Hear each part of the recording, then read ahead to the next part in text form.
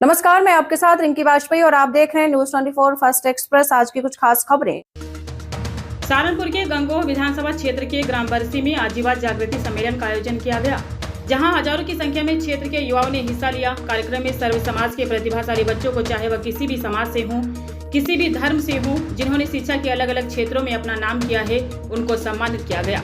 आज कार्यक्रम के आयोजक समाज सेवी व युवा नेता अमर चौधरी के आह्वान पर क्षेत्र के हजारों युवाओं ने कार्यक्रम में हिस्सेदारी ली और कार्यक्रम को सफल बनाया।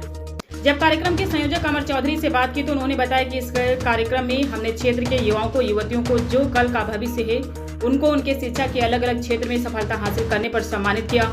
युवाओं से यही अपील की है कि वो अधिक से अधिक शिक्षा के क्षेत्र में अग्रसर रहें और अपने आसपास के बच्चों को भी शिक्षित करें। अमर चौधरी ने अपील करते हुए यह भी कहा कि मेरी युवाओं से अपील है कि नशे से दूर रहें, गलत संगत से बचें, मोबाइल फोन में देखकर उसकी चकाचौंध जिंदगी से बचें, आपस में प्यार मोहब्बत से रहें ताकि वो खुद भी आगे बढ़ेंगे और औरों को भी आगे बढ़ाने का काम करेंगे। वहीं जब अमर चौधरी से हमने समाज सेवा के साथ साथ राजनीति में आने की बात पूछी तो उन्होंने बताया कि आज हमने सामाजिक कार्यक्रम किया है इसका राजनीति से कोई लेना नहीं है, लेकिन अगर भविष्य में समाज के द्वारा, अपने बड़े बुजुर्गों साथियों के द्वारा मुझे राजनीति में आने को कहा गया, चुनाव लड़ने को कहा गया, तो मैं इससे पीछे नहीं हटूंगा। आज जिस तरह कार्यक्रम में लगभग 2 से 3 हजार युवाओं ने बढ़ चढ़ कर हिस्सा लिया, उसको देखकर यह तो अंदाजा लगाया जा सकता है कि अमर चौधरी के समर्थन में कितने लोग हैं। जबकि 6 घंटे लगातार बारिश होती रही, उसके बावजूद भी 2500 के लगभग लोग कार्यक्रम में पहुंचे। अगर बारिश नहीं होती तो आज का माहौल अलग ही होता। कम से कम 6000 लोग कार्यक्रम में पहुंचते, जो नजारा देखने लायक था।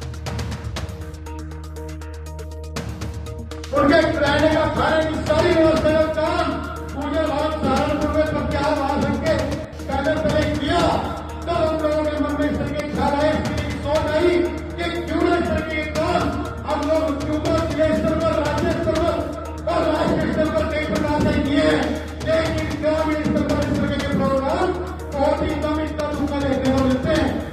जब 100 उत्पन्न हुई, साथियों से बात आगे बढ़ी, साथियों से विचार आगे बढ़े, क्यों ना इस तरीके का एक प्रोग्राम, इस तरीके का कार्यक्रम ग्रामीण स्तर पर हम लोगों को करना चाहिए। साथियों ने आगे किया और सरकार की क्या आप लोग आगे बढ़ो, हम लोग काम करेंगे।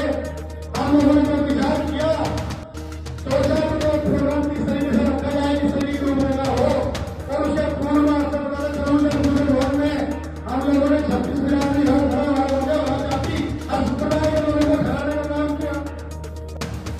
भाई मानो इसी कड़ी में हमारे बीच पीडीएम जी भाई मंच पर मिलने अतिथि है, सभी खड़े हो गए, बच्चों को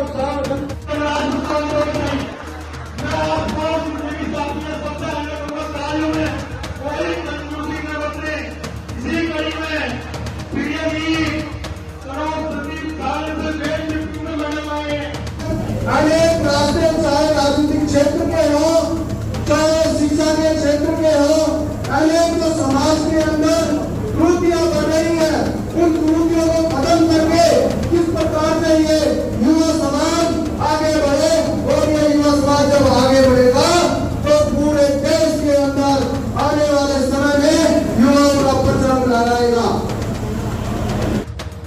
भाई इसी कड़ी में हमारे बीच पीडीएम जी भाई मंच पर मिलने अतिथि है, सभी खड़े हो गए, बच्चों को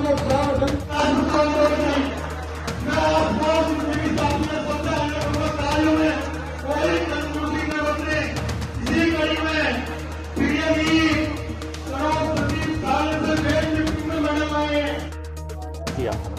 जी, मेरा नाम अमर चौधरी, बरसी। आज प्रोग्राम रखा गया है युवा जागृति। देखिए, जो आज प्रोग्राम रखा है युवा जागृति सम्मेलन, उसका महत्वपूर्ण उद्देश्य और मुख्य उद्देश्य ये है कि जितने भी प्रतिभाशाली बच्चे किसी भी समाज के हों, किसी भी बिरादरी के हों, किसी भी धर्म के हों, उनको सम्मानित करने का काम, क्योंकि हम लोग इस तरीके का मंच तैयार करेंगे, उनको सम्मानित करेंगे, तो आने वाली पीढ़ी भी उस चीज़ की तरफ अग्रसर होगी। क्या लगता है, क्योंकि कहीं ना कहीं हजारों की तादाद में आज यहाँ सभी सब समाज के लोग पहुँचे थे, क्या कुछ चुनाव लड़ने की भी रणनीति आगे चल रही है? देखिए, वैसे तो वास्तव में तो हम लोगों का समाज सेवा का कार्य था ये, इसमें समाज सेवा प्राथमिक रूप से थी, लेकिन भविष्य में अगर साथियों का साथ रहा, देखिए कोई साथियों के बिना कोई काम नहीं कर सकता। साथियों के दम पे हम लोगों ने इतना बड़ा भव्य कार्यक्रम किया और साथियों का अगर आशीर्वाद और साथियों का आदेश रहा तो चुनाव लड़ा जाएगा। चुनाव में भी हर तरीके से मेहनत की जाएगी, लेकिन ये कार्यक्रम तो गैर राजनीतिक था। लेकिन अगर भविष्य में चुनाव लड़ने की बात आई तो उससे पीछे नहीं हटा जाएगा, दमदारी के साथ वो भी इस तरीके से भव्य कार्यक्रम किया जाएगा। क्षेत्र में विभिन्न प्रकार की समस्याएं रहती हैं, उनको दूर करने के लिए, विकास के लिए किस तरह का आपने प्लान तैयार? देखिए, हम लोग जितनी हमारी टीम है ये सारी पढ़ी लिखी टीम है। इन लोगों को मूलभूत जो समस्याएं हैं, क्योंकि राजनीति में भी अगर आपसे बात करूं, क्योंकि राजनीतिक सवाल आपने कर लिया, राजनीति में भी ऐसे लोग हैं जिन्होंने ना मूलभूत आवश्यकताओं से मतलब है, न उन्होंने इंफ्रास्ट्रक्चर का मतलब है, न उन्होंने साफ सफाई, नशाखोरी, किसी भी चीज़ से उन लोगों को कोई मतलब नहीं जिस तरीके की राजनीति करते हैं। लेकिन हम लोगों का जो प्रयास है, पहली बात, पहले नंबर पर समाज सेवा है, समाज सेवा के बाद दूसरे नंबर पर राजनीति है। पहले नंबर पर हमेशा समाज सेवा करते रहेंगे, इस तरीके के काम हमेशा भविष्य में करते रहेंगे।